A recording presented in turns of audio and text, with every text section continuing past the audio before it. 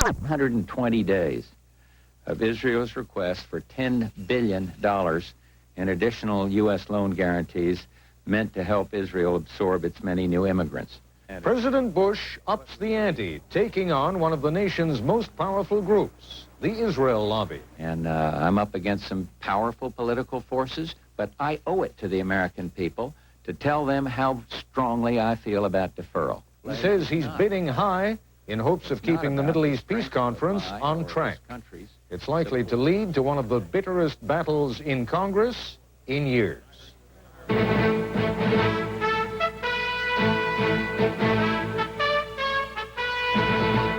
This is ABC News Nightline. Reporting from Washington, Ted Koppel. It is certainly one of the most sensitive subjects of all for American Jews, the issue of support for Israel. For many Jews, Israel is more than just a symbol. It is a reassurance that after centuries of persecution, they now have a safe haven. And their support of Israel is more than emotional. American Jews have donated billions to Israel and contribute heavily to American politicians who look after Israel's interests. In fact, possibly only the gun lobby can surpass the Israel lobby when it comes to political support. It is this powerful political force that President Bush engaged today. He wants Congress to wait for 4 months, 120 days, before considering whether to guarantee $10 billion in loans for Israel. His reason?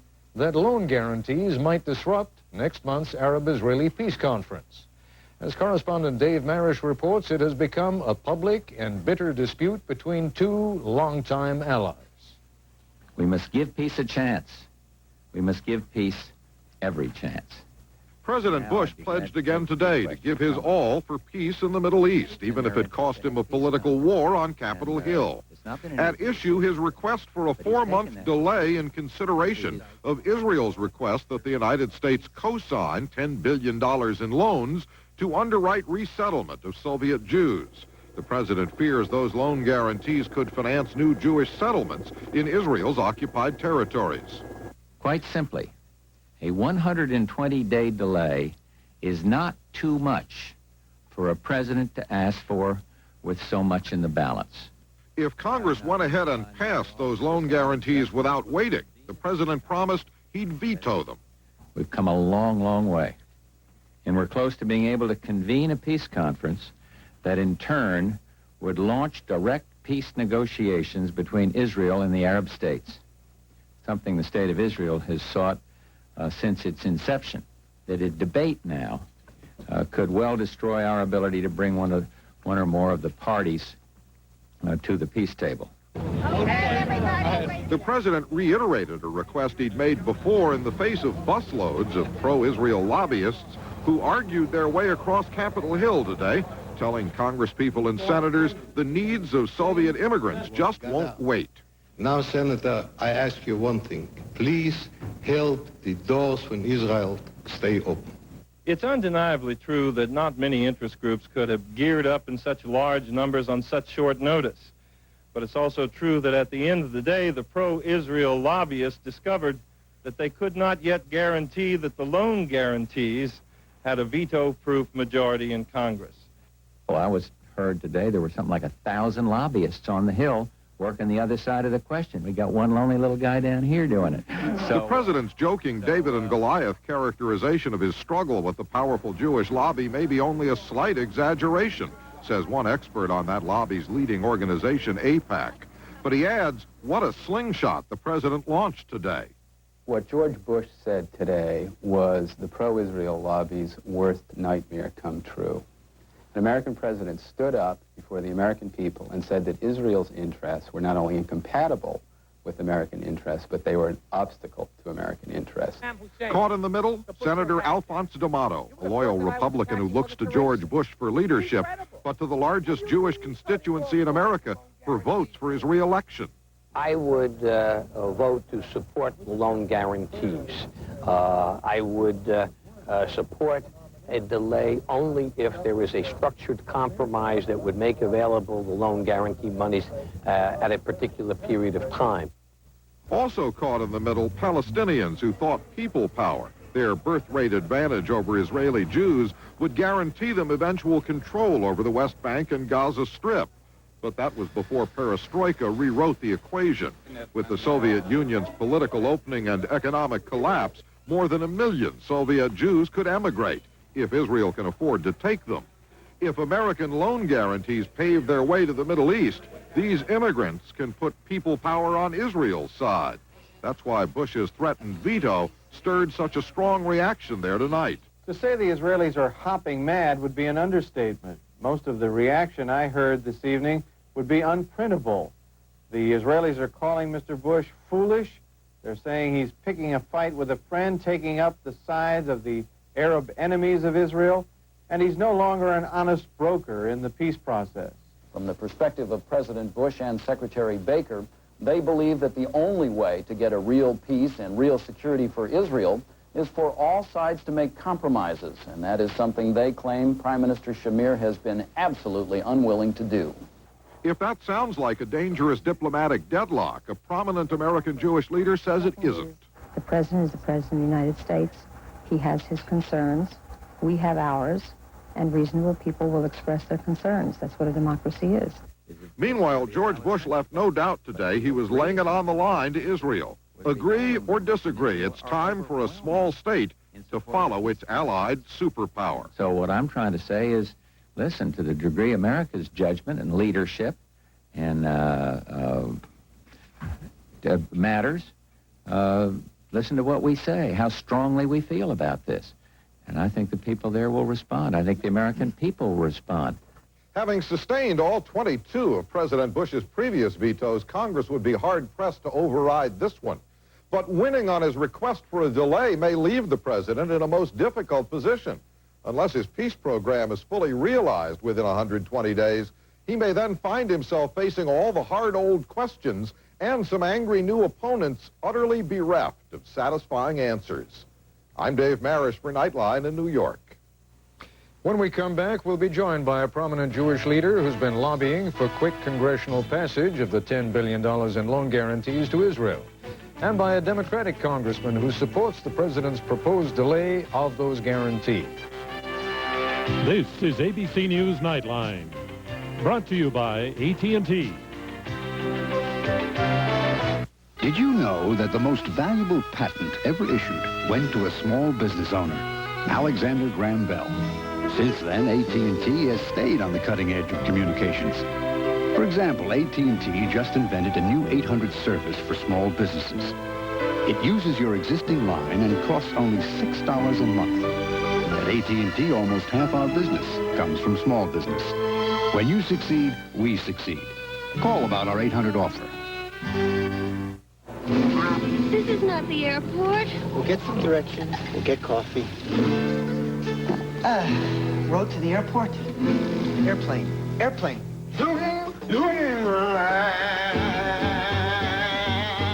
We'll never get coffee and sweet and low. Ah, sweet and low. Great. 2 coffees. Coffee. Coffee? In a cup. Sweet and low. In 62 countries around the world, there's just no equal. In the next 30 seconds, we're going to show you the Northwest Ford dealers commercials from this year to make a point. All these great Ford cars and trucks you've been looking at all year are now clearance priced. The dealers have to sell everything because the 92s are on the way. So they're dealing on the entire line. That means this may be the last time you see these commercials. But more important, this is the last time you'll see deals like this on these Ford cars and trucks. So hurry to your Northwest Ford dealer today and buy one before the clearance sale is history.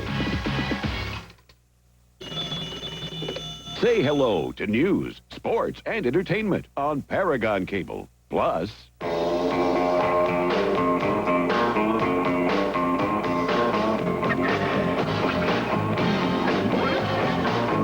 order Paragon Cable with exciting HBO and get 100 minutes of free long distance from U.S. Sprint. For details, call Paragon Cable now. Get connected. Hundreds of thousands of women have D&C surgery every year, and it may be absolutely unnecessary. Why, most doctors don't know that. Watch 2020 Friday. Joining us now in our Washington studios are Stuart Eisenstadt, a prominent Jewish leader who was the domestic policy advisor in the Carter White House, and Democratic Congressman David Obey of Wisconsin, who strongly supports the Bush administration's request for a 120-day delay of the loan guarantees. Mr. Eisenstadt, I can see an awful lot of Americans out there saying, in effect, wait a second, we've got to support U.S. loan guarantees for all those failed S&Ls, the failed banks. We've got enough problems. We've got huge unemployment. Why do we need to guarantee $10 billion worth? It seems like an outrageously large sum of money for Israel. Ted, I'd love to have a president who would have a major domestic agenda and would attack some of these problems. The fact is, however, that this is in the U.S. national interest, and the reason is that 3 American presidents, President Carter, President Reagan, and now President Bush, have helped get Soviet Jews out of the Soviet Union and into the state of Israel. In addition, the number coming in, now 350,000 over 2 years, simply goes beyond Israel's capacity to absorb, and we have an interest in supporting the economy of our principal ally. And third, that money is going to be largely recycled to buying U.S. products. For example, U.S. home builders who have a recession here at home can build homes in Israel with this money. It is not a loan. It is only a guarantee which the U.S. taxpayer will never have to pay for. And yet all the president is saying is not, I don't want to see that $10 billion go through. He didn't commit himself to the $10 billion, but all he's saying is, let's wait 4 months before we begin that debate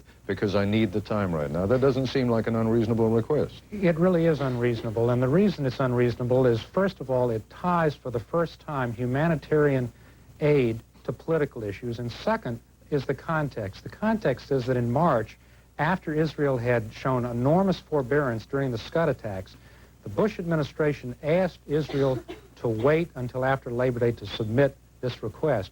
Now the reward it gets for that forbearance, for helping keep the alliance together, is yet another delay. At the same time, Egypt in March had $7 billion written off of its military debt for a token support. That doesn't seem to me reasonable at all. Congressman Obey, let me come at this from the other direction now for a moment.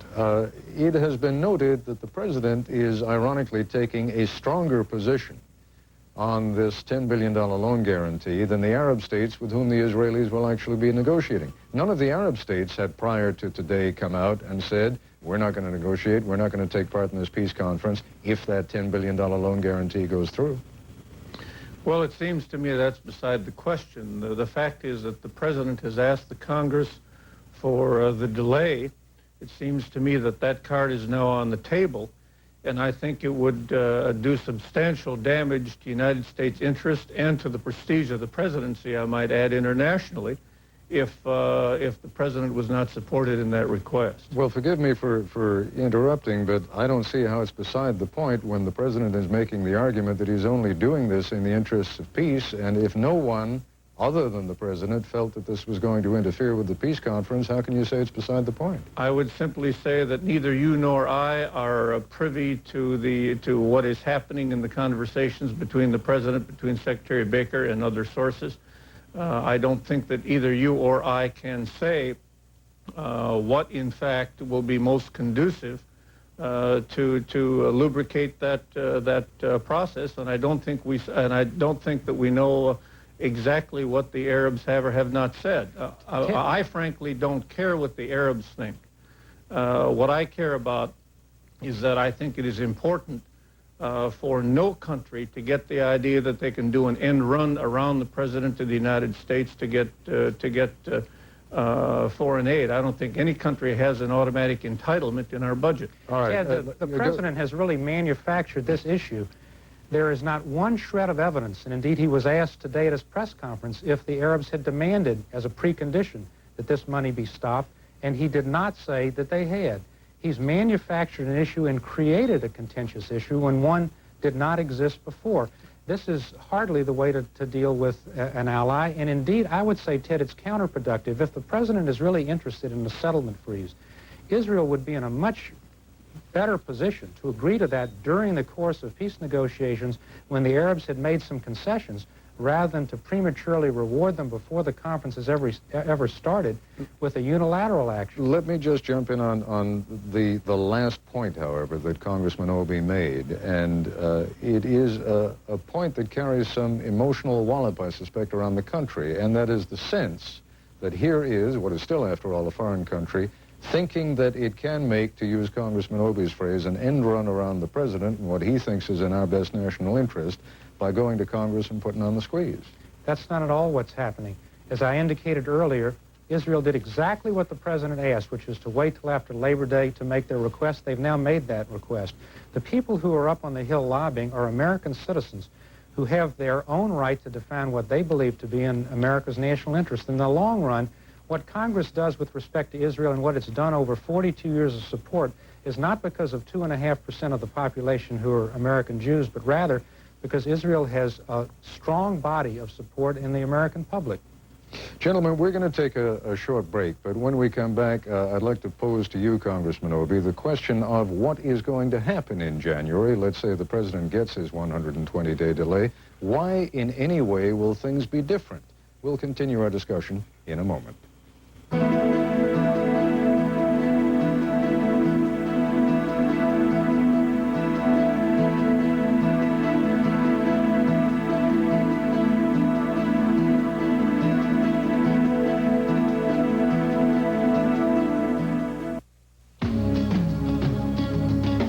If you order a suit designed around the way you're built, you have to wait about 2 months.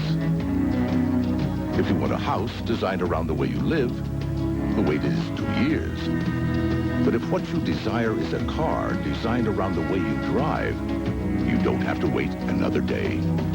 The 1991 Acura Legend Coupe.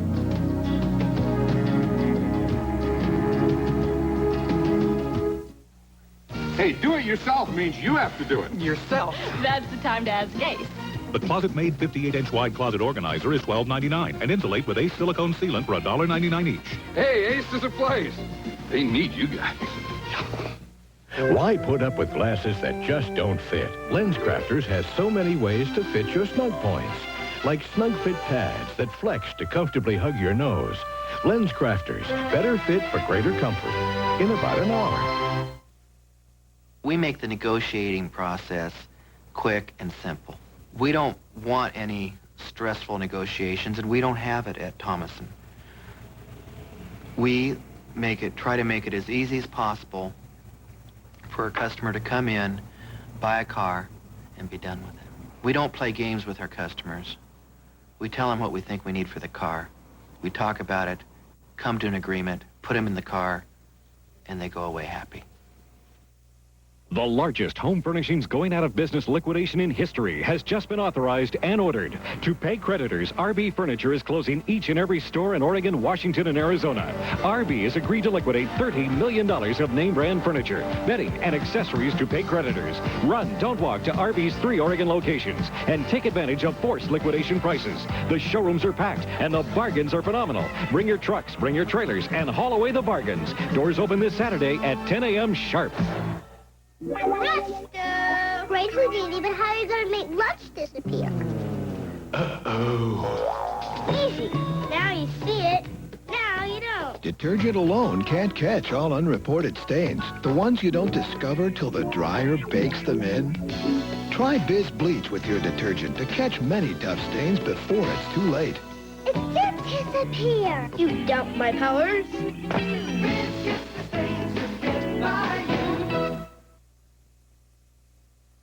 A school that's run like a business. Teachers are hired and fired based on merit, and kids get a good education.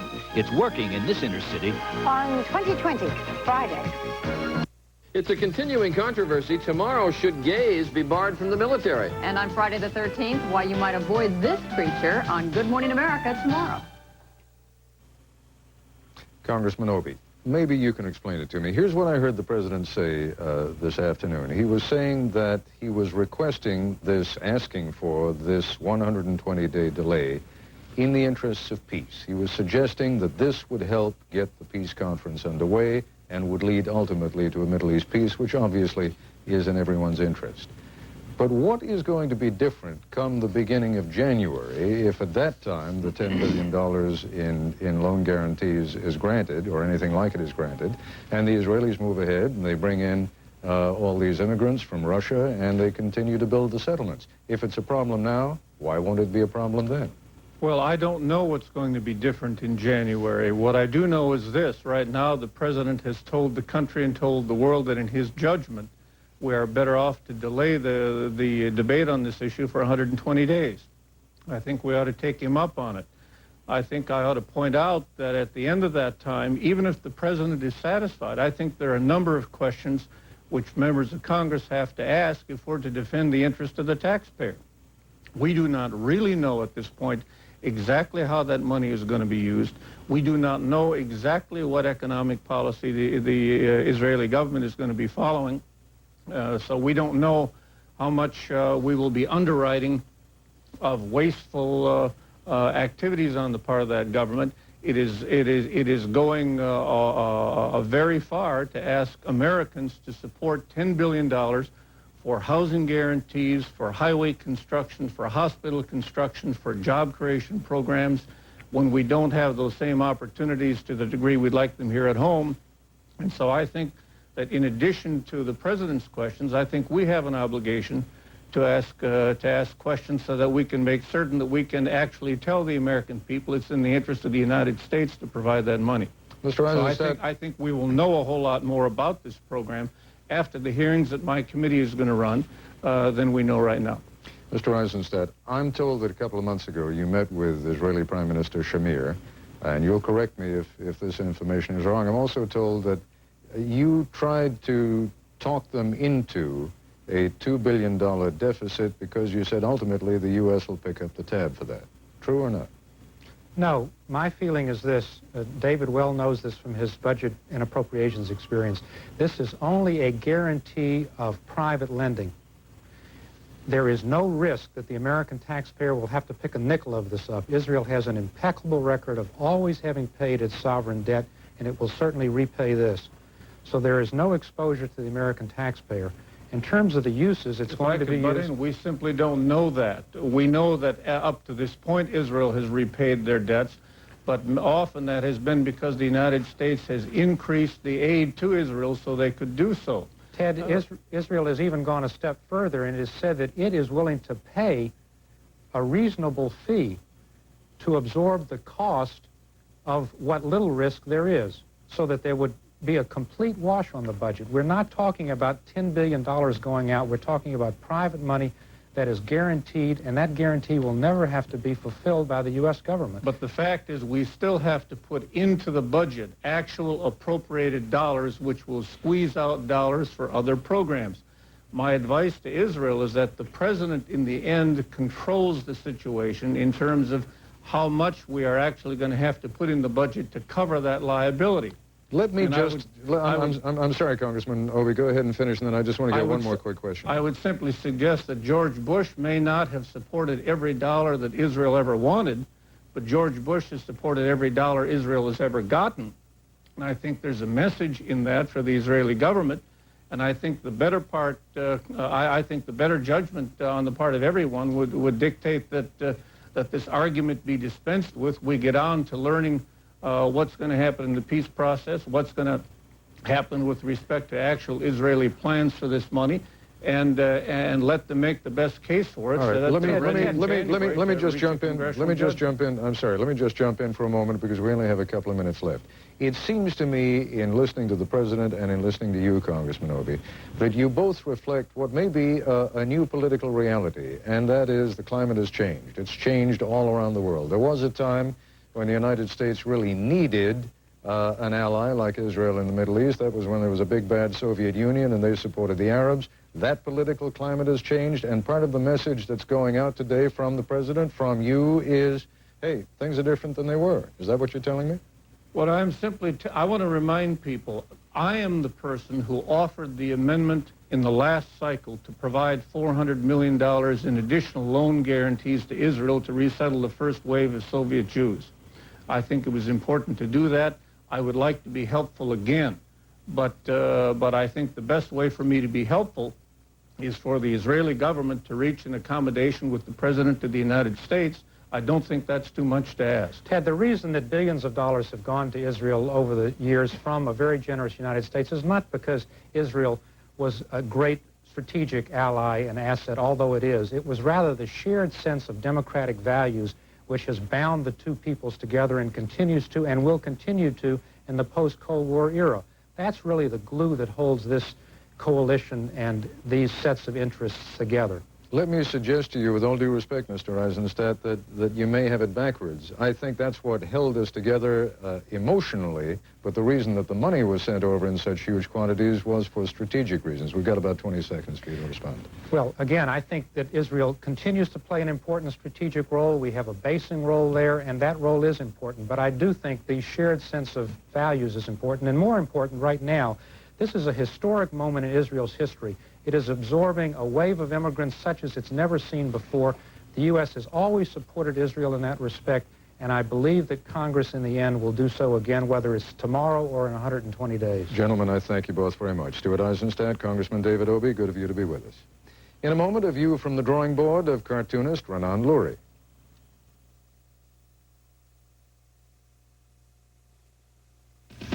It's true. More people choose more of each of these brands at Sears Brand Central than any other superstore.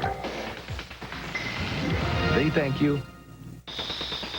We thank you. Now during our birthday bash, pop in for the biggest 46-inch TV buy around. Save $150 and get 2 free speakers with theater-like surround sound, plus 2 remote controls. Right now, only at Sears Brand Central. On September 22nd, you'll get your first look at a new luxury sedan that was designed by a sculptor. Until then, photo opportunities will be limited. Watch ABC, September 22nd. Tartar Control Aquafresh fights tartar. What makes you feel this fresh? Only Tartar Control Aquafresh fights cavities, plaque, and tartar, all with one great Aquafresh taste. Tartar Control Aquafresh fights tartar. What makes you feel this fresh? I'm alive. Greg Hebert. I'm alive. Cynthia Robb. We're alive. Debbie and Thomas James Hanrahan. I'm alive. Chico Mendez. To get more out of life, get airbags. See your Allstate agent for a list of cars with airbags. I'm alive. William Hines. I'm alive. Michael Hines.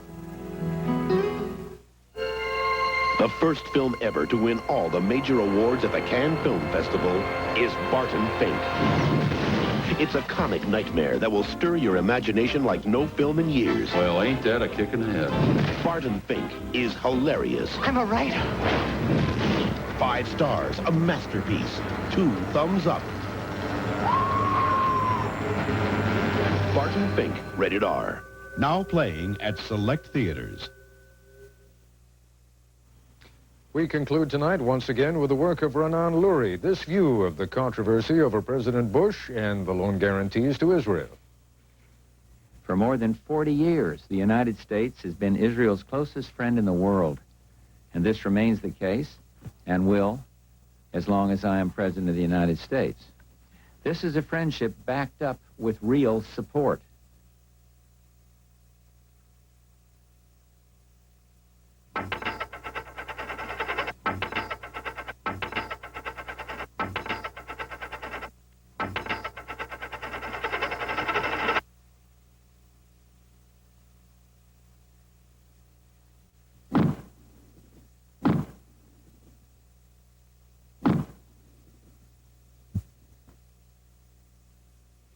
That's our report for tonight. I'm Ted Koppel in Washington. For all of us here at ABC News, good night. This has been